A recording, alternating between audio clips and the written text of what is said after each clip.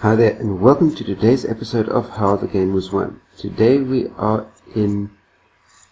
at the European Team Championship, and we're looking at the game specifically between Tomashevsky with the white pieces and Ipatov with black. And without further ado, let's have a look and see how things commence. We had c4, c6, knight f3, d5, d4, knight f6, knight c3, e6, bishop g5, knight b to d7, e3, queen f5, being the Cambridge Springs variation of the Queen's Gambit declined, c takes d5, knight takes d5, rook c1, knight takes on c3, b takes on c3, bishop a3, rook c2, bishop b6, bishop e2, bishop a6, castles short, and bishop takes an e2. And all of this has been played many times before, and players like Carlsen, Ding, and Tomashevsky himself have all captured on e2 with the queen, for instance. But here Tomashevsky comes up with something slightly different. Rook takes on e2, which is the novelty, castle short, e4, and here we can see that Tomashevsky would like to keep his rook on e3 to defend the c3 pawn, and then swing over to the king's side later on as required to be able to complete the attacking position. Rook f to e8, rook e3, and this is played after 25 minutes of thought.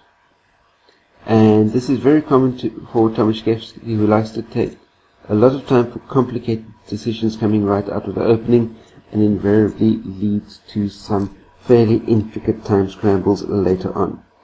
Bishop f8, e5, queen takes an a2, and this is a fairly interesting situation. Obviously you can see that black has won the pawn there on a2, and white has a couple of good attacking chances. The idea would be at some stage to play the knight through to get the knight out to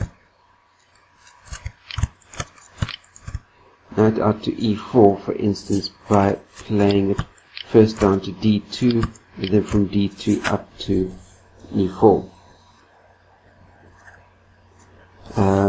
and then followed by the queen coming out to either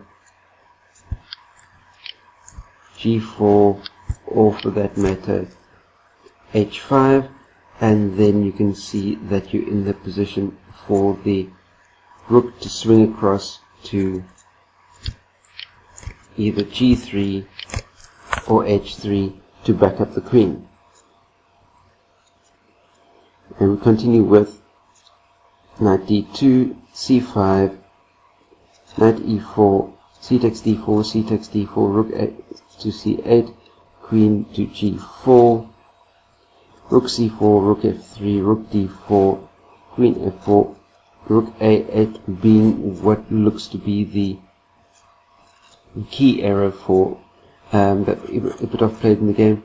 An alternative would have been, for instance, to play knight takes an e5 with queen takes an e5, queen c4, would have been given black some sort of realistic chance of defense.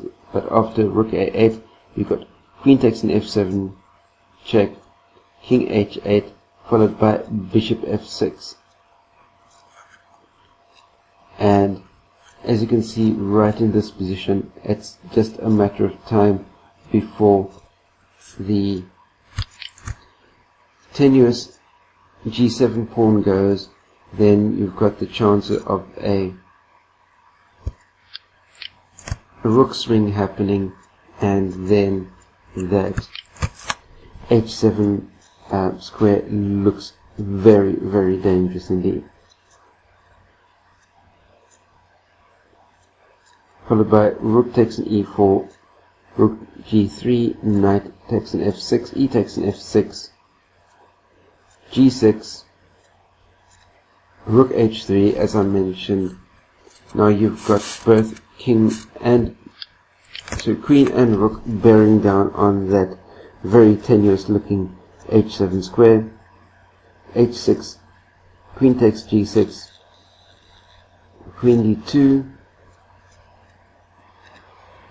queen takes e4, rook c8, rook d3, queen c2, queen takes an e6, queen c6, queen g4, rook c7, queen g6, queen e6, rook d8, and a very nice attacking game here by Tomashevsky, and he's taking on e2 with the rook, and then following it up by rook e3 and then e5 with the knight d2 e4 and then the queen g4 combination, finally allowing his crowning attack with that really pretty bishop f6, led to a very consistent and attacking game for Tomashevsky, and that is how the game was won. In this position, Ipatov resigned, and please feel free to share this video out amongst all of your chess friends. Don't forget to click the thumbs up button if you'd like this type of content,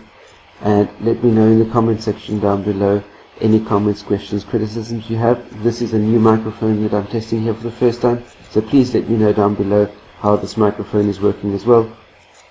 And last but by no means least, there's a big red subscribe button down below the screen. Hit that subscribe button, that way you stay subscribed to my channel for all the new content that comes out to you on a day-to-day, week-to-week basis.